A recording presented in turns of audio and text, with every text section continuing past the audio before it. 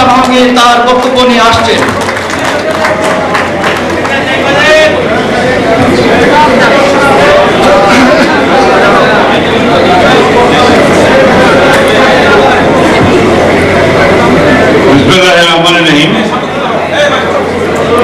সম্মানিত সভাপতি, সম্মানিত জাতীয় নেতৃবৃন্দ, সাংবাদিক নেতৃবৃন্দ,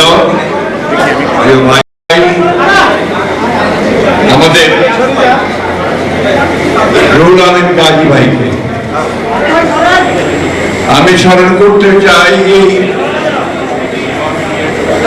ফ্যাসিবাদ বিরোধী আন্দোলনে যে সমস্ত সাংবাদিক ভাইরা প্রাণ দিয়েছেন,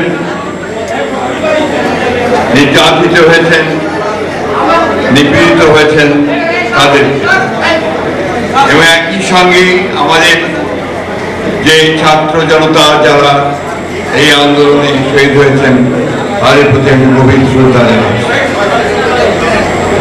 আমি আপনাদের সামনে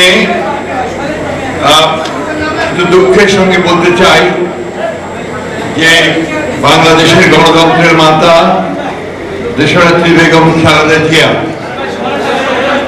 তিনি গত দুদিন ধরে অত্যন্ত অসুস্থ অবস্থায় এবার কেয়ার হাসপাতালে আছেন, এবং গতকাল রাতে আমি প্রায় দুটোর সময় ফিরেছি।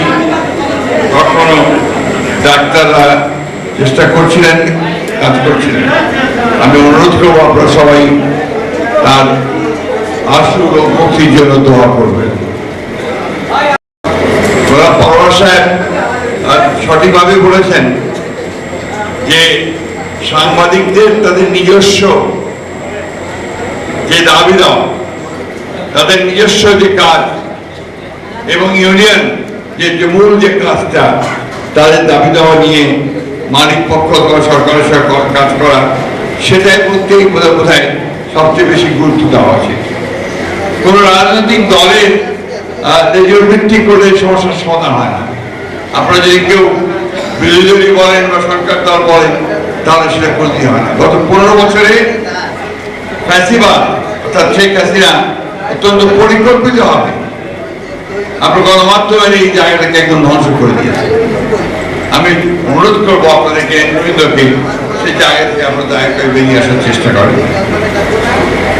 আমি অত্যন্ত কৃতজ্ঞতার সঙ্গে স্মরণ করতে চাই আজকে এখানে যারা নেতৃত্বে আছেন এবং বিএফইউ যে সবসময় আমরা কাঁধে কাঁধ মিলিয়ে ফ্যাসিবাদের বিরুদ্ধে লড়াই করেছি, আমি তাদের প্রতি আমাদের কৃতজ্ঞতা জানাচ্ছি। আপনারা জানেন যে এমন একটা সময় এখন, যে সময়টার জন্য গোটা জাতি অপেক্ষা করে আছে যে আগামী ফেব্রুয়ারি মাসে নির্বাচনের মধ্য দিয়ে একটা গণতান্ত্রিক ব্যবস্থায় আমরা ফিরে যেতে সক্ষম হব। আমরা সবাই এটা চাই। যে একই সঙ্গে আমাদের মনে রাখতে হবে যে আমরা গণতন্ত্রে ফিরে যেতে চাইলে অপরের যে মত প্রকাশের স্বাধীনতা, সেটাকে আমাদের একই সঙ্গে মূল্য দিতে হবে।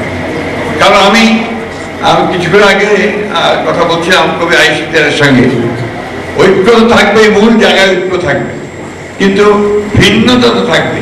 এবং গণতন্ত্রের মূল কথাই হচ্ছে ওই জায়গায় যে আমি আপনার সঙ্গে একমত হব না, কিন্তু আপনার মত প্রকাশের স্বাধীনতাকে আমি অবশ্যই সেটাকে রক্ষা করব।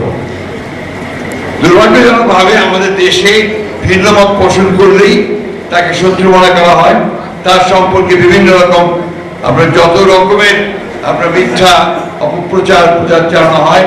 এই বিষয়গুলো থেকে আমাদের ক্রাইসিস থেকে দাঁড়িয়েছে বাংলাদেশ সারা পৃথিবীতেই, সেটা হচ্ছে এই যে আপনার সামাজিক সোশ্যাল মিডিয়া। এই সোশ্যাল মিডিয়াতে যেহেতু সেখানে কোনো দায়বদ্ধতা নেই, যা খুশিটাই বলা যায়, এমনভাবে রাজনৈতিক দল, রাজনৈতিক ব্যক্তিত্ব, সামাজিক ব্যক্তিত্ব, ব্যবসায়ী সকলের সম্পর্কে যে নেগেটিভ প্রচারণা চালানো হয়, তাতে করে কিন্তু গণতন্ত্র শক্তিশালী হয় না। দুর্ভাগ্যজনক ভাবে এখানে তারা এমনভাবে একটা প্রচারণা চালান যে বাংলাদেশে আজকে একটা সমস্যায় দাঁড়িয়েছে, যেখানে আমার কাছে মনে হয় যে এক ধরনের আপনার এনার্জি, এক ধরনের একটা নৈরাজ্য সৃষ্টি করবার চেষ্টা করছে।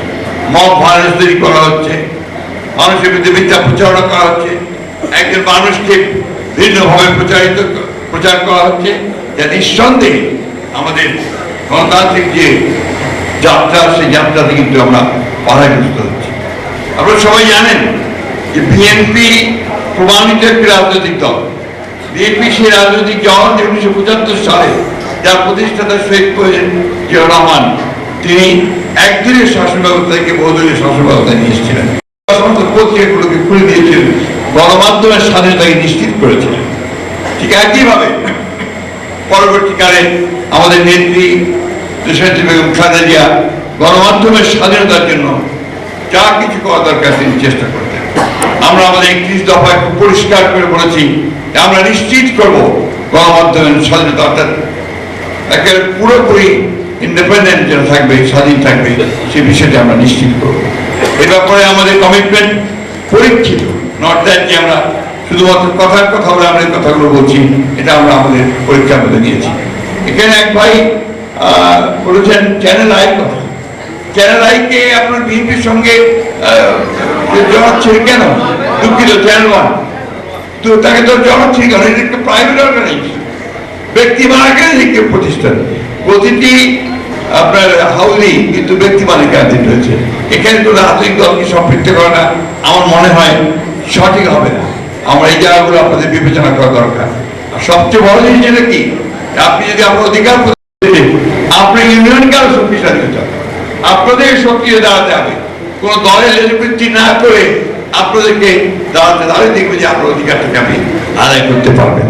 অর্থাৎ সত্যিকার অর্থে ইউনিয়নের দায়িত্বটা আপনাকে দায়িত্বশীলতার সঙ্গে পালন করতে হবে।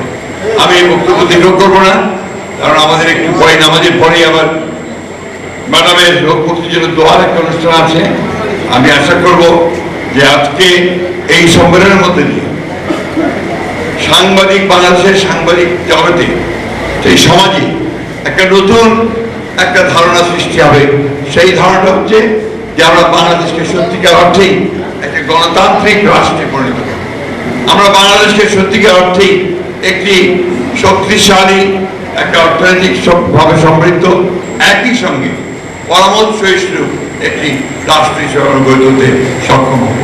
এই কথা বলে আবার আমাকে আমাদের জানার জন্য সবাইকে ধন্যবাদ জানিয়ে আমি শেষ করছি। ধন্যবাদ। সম্মানিত নেতৃবৃন্দ, আমাদের মাঝে উপস্থিত হয়েছেন জাতীয় পুরস্কারের সম্মানিত সাধারণ সম্পাদক জনাব আইয়ুব ভূঁইয়া সহ জাতীয় পুরস্কার নেতৃবৃন্দ। আমরা তাদের স্বাগত জানাই।